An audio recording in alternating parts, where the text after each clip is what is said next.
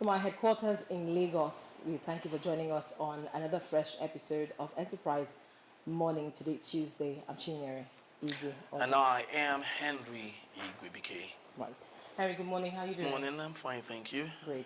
So, Henry, I saw the story on the internet yesterday, and some people are already talking so much about it, about a man who was arrested in Ekiti State for stealing some pot of soup, onion, bread, and the rest.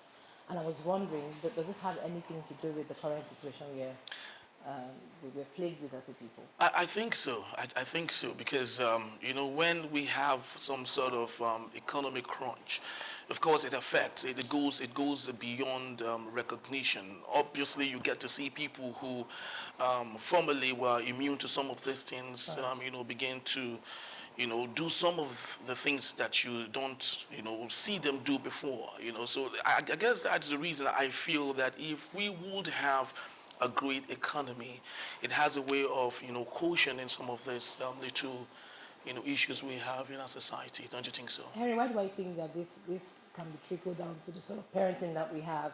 Because I believe that a thief is a thief. Really? Irrespective of whatever the situation is, it shouldn't prompt you to do what you ought not to do, I mean. But at the same time, I think it's very important that we equally say that if we have a great economy, that for me is the most, great way to, to shut up some of these things that we see happening in our society. And of Well, course, we won't see some of these stories, hanging here and there in the public space, obviously. right, Henry. Yeah. So in a bit, we'll be going to our newspaper headlines, and right after that will be our main conversation for today. So while we get everything all sorted out for you, please do well to visit our website at www.enterprisetvnews.com, like, comment, and follow us on all our social media platforms at Enterprise TV7. And with us today in the studios to do justice to our newspaper headlines is Dr. Evans Ofeli. He is a barrister at law and also a public affairs commentator. Good morning to you, sir. Good morning. And Thank welcome you so to much, Enterprise Evans. Morning. My pleasure. Thank you. All right, good. So quickly, let's start up the newspaper headlines with our first paper. And this is coming from the Punch newspaper. And the big headline here says, Binance chief, federal government contacts Interpol, soldiers held over detainees escape. And we have on the bottom strip of the same newspaper, Igboho Gani Adams on a war part over assassination allegation. And also we have, still on the bottom strip of the same newspaper, Nigeria may spend over 725 billion naira on 2024 Hajj. That's very interesting.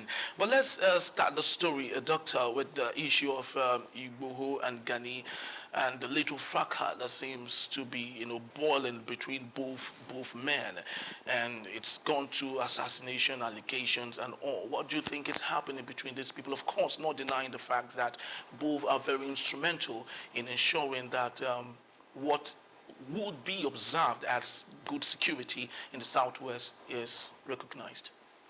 Yes, both of them are thought leaders of the Yoruba extraction.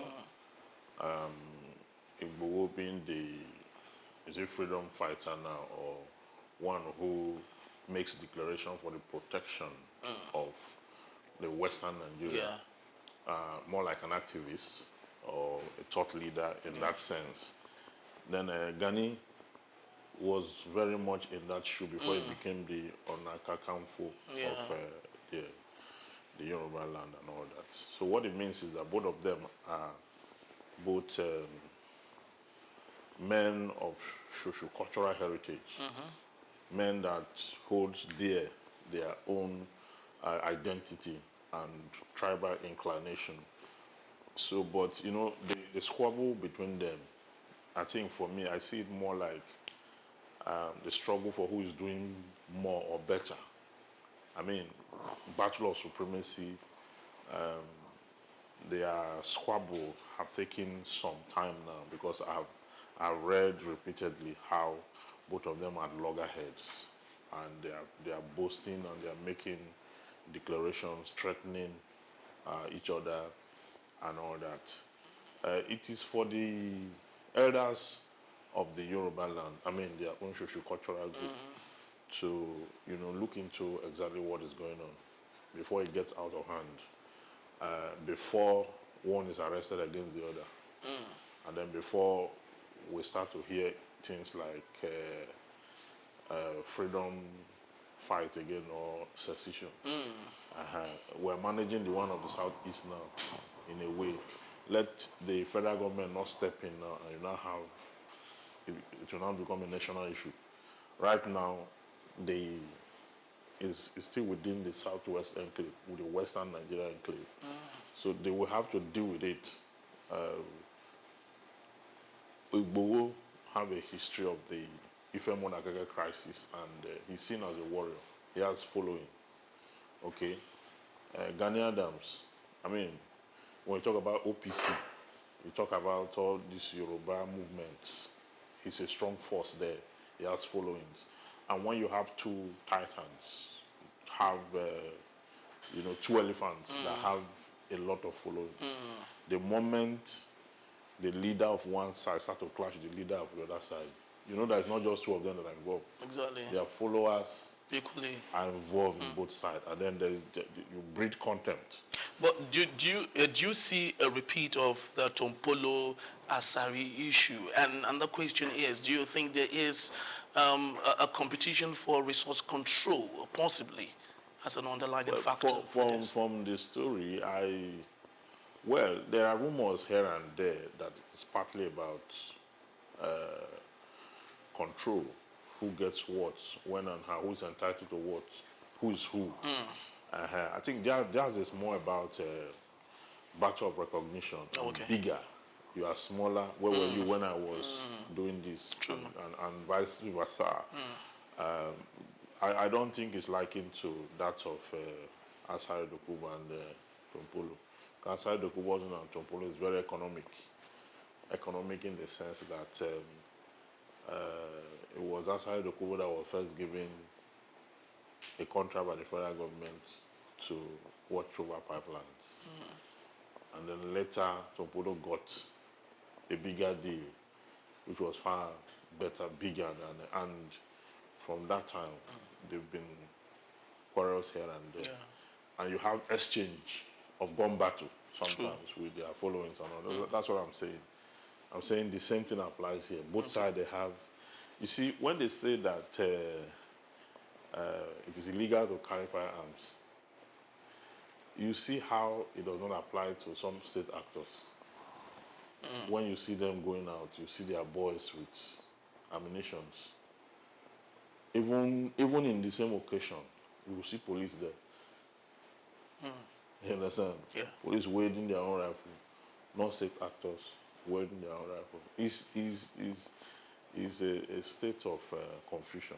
Very true. Yes. All right. So quickly, before I allow Chinyo to take the next daily, I would love to have you speak about a very interesting story here. We have images of Ondo farmers protesting alleged farmland takeover by Chinese firms. Yes. And the question is this: when would we get it right? Why would we always love to repeat the case of Zimbabwe, where we have white farmers, of course, who are, large, big businesses, industrial farmers and all, that want good things for the community. But why do you think this is happening, and why do we keep having these issues repeat itself in circles? The land tenure system in that community have to be factored into whatever it is, the fracas. When I read the story, they have, what they have is a feudal system. Okay, where people own land and they can lease to others. Okay, yeah, but there is this accusation that some persons had sold large portions to the Chinese, and the Chinese have, gone into mechanizing those lands for production and all they could do, and the people felt threatened that not only the Chinese has occupied the place, but they are going outside what it is they ordinarily had purchased or negotiated. And the villagers who are subsistent farmers, are protesting against that. It's normal, it's common in in places like it's for the traditional rulers and the chiefs to handle that matter. If they are unable to do so, the state government will step in. Now that they are protesting, definitely the state government, whether a Chinese man bought or whether a company or whether it belongs to, in Nigeria, there's no freehold in land tenure system. Oh, okay. All the land is vested in the governor to hold in trust for the people. That is why you see that the state can actually control it. Because if you are given problem, the state can revoke that land for overriding public purpose anywhere in the state. They can revoke it. The only point where you can challenge the state is where it is revoked for overriding public purpose, and then it is given to a person for personal use. True. That's when you can challenge it. But if for overriding public purpose, there's no way you can over. So, to a large extent, the governor have strong power to not waiting or rely on the federal government to bring police or security. In fact, in 1978, when that law was promulgated, that was how the governor took over. And when Buhari came with this Ruga confusion to give land to Fulanis, what the state government used against the federal government was that, no, I mean, it is the Land Use Act is what the Constitution backs it. So you cannot, on your own volition, the federal government in 1978 promulgated the act, ceded all land to the governors to hold in trust for the people. You cannot turn around in 2022 to now ask the government to give land to whoever they deem fit. So you can't do that. All right. So before I go to the next paper, I'll just take you on something you said about non-state actors brazenly carrying firearms, and I mean this is something that is been worrying even in the public space. I mean, you see them carry arms with impunity and glee, and then some people are saying that some of these state actors are instruments, used by the government. I don't know if you share in that sense. Yeah, they are used by the government.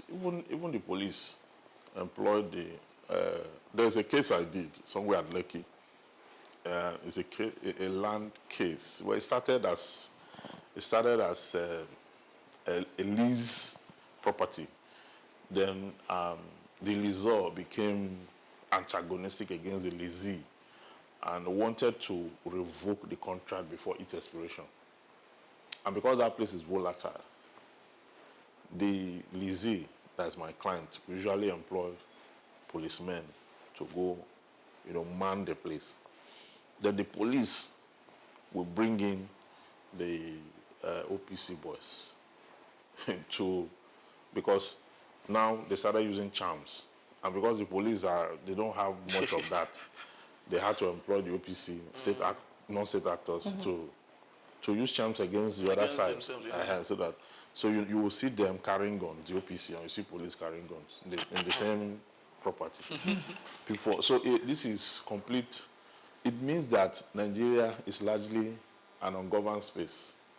Completely, largely ungoverned. We have ungoverned territories because where people are allowed to carry weapons that the law, we have the law against firearms, by just anybody.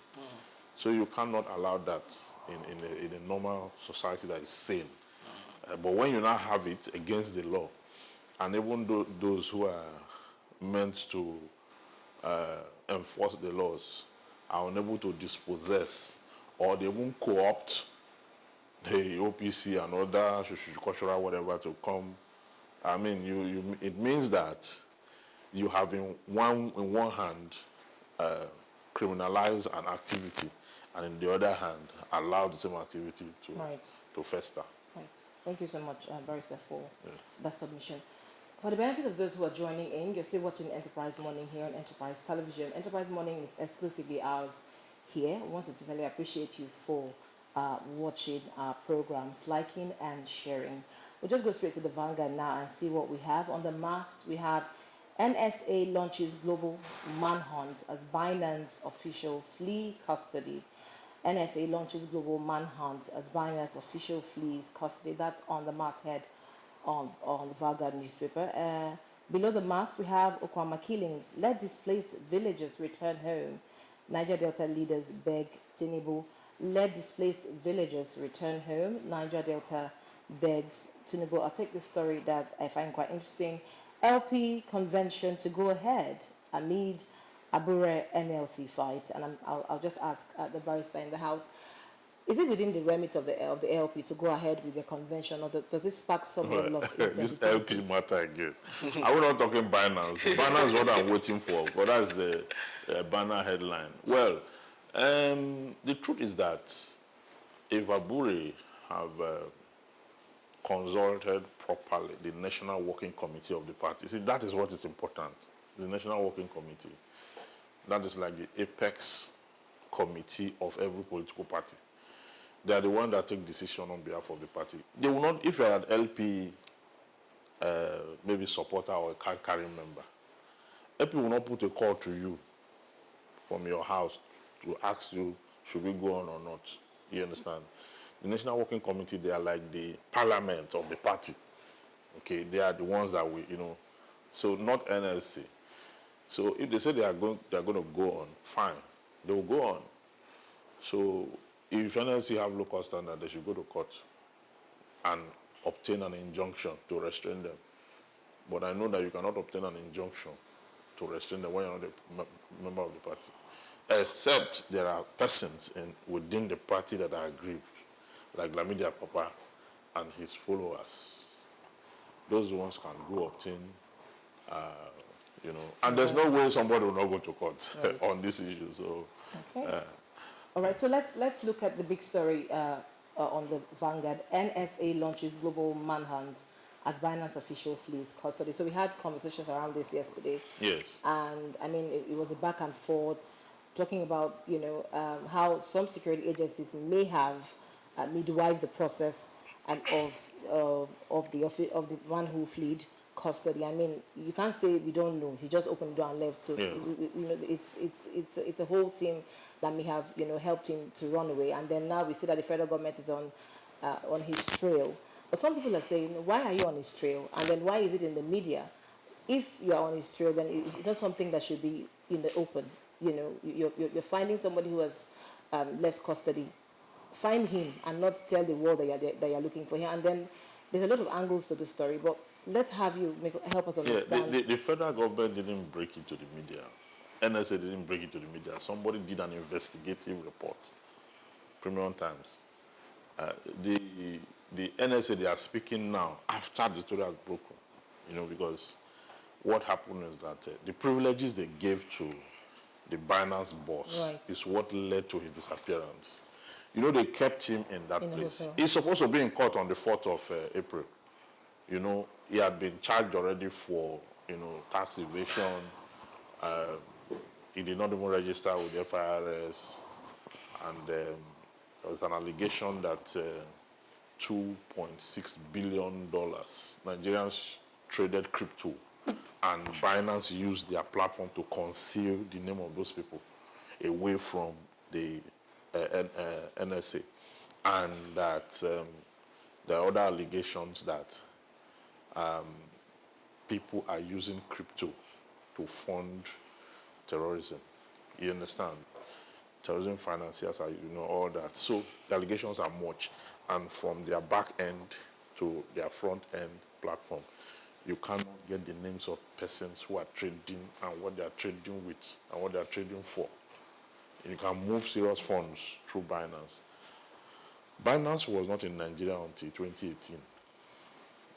Before now, they were away, but Nigerians, are very big on online transactions and crypto and all those online trading and all. Nigerians are very big on it. When they saw the influx of how people are using it in the country, they came in 2018, took advantage of, the market space, brought in the executive and all that. And since then, they've been trading up until the issue of taxation now arose. Online trading, companies that don't have presence here, the federal government will always have a battle with them because you cannot pin them to taxation.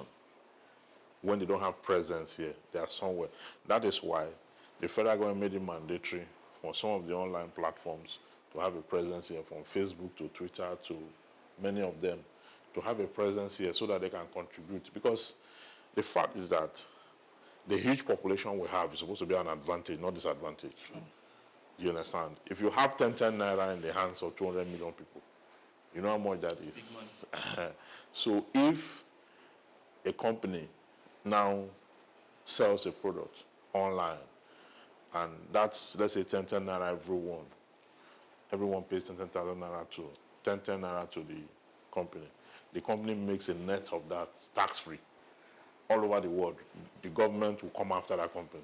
There's no way. So in the process of doing that, they also found out that people could send money, transact, and you won't know. Yeah, unlike in the banks, when you want to withdraw money from a domiciliary account or something, they will take your fingerprint, they will print you understand? So they will know exactly, and there's a threshold that you transact, you understand? The bank is under obligation to report to EFCC and the NISA within 1 week if the amount is huge and all that. So the privileges they gave to the Binance boss is that he could make calls. He had a phone there. He was not in the prison. He was in the NSA, guest house, kind of. So that is the treatment they gave to him. Now, we got to know that he has a Kenyan passport. Because the one he came with, the British passport, that's the one that was taken away from him, okay, in the course of his prosecution. Now, but if he has a phone, definitely he'll be making contact on how to get the other one. Possibly, I wouldn't know, but eventually, they allow him to go to the mosque to pray, to break fasts and pray and all that. So, from there, he could have, made, and then, because some arrests have been made now as people who are and all that. So he may have, smuggled his way, knowing the kind of people we are, that we can easily take things and undermine security. So I think that is how he disappeared. All right. Yeah, very true. Thank you so much, Barrister. So that's just about the time we have for our newspaper reviews today. And when we return, federal government reveals there was a conversation between security agencies and Islamic cleric Sheikh Ahmed Gumi. That conversation is next. Please don't go anywhere.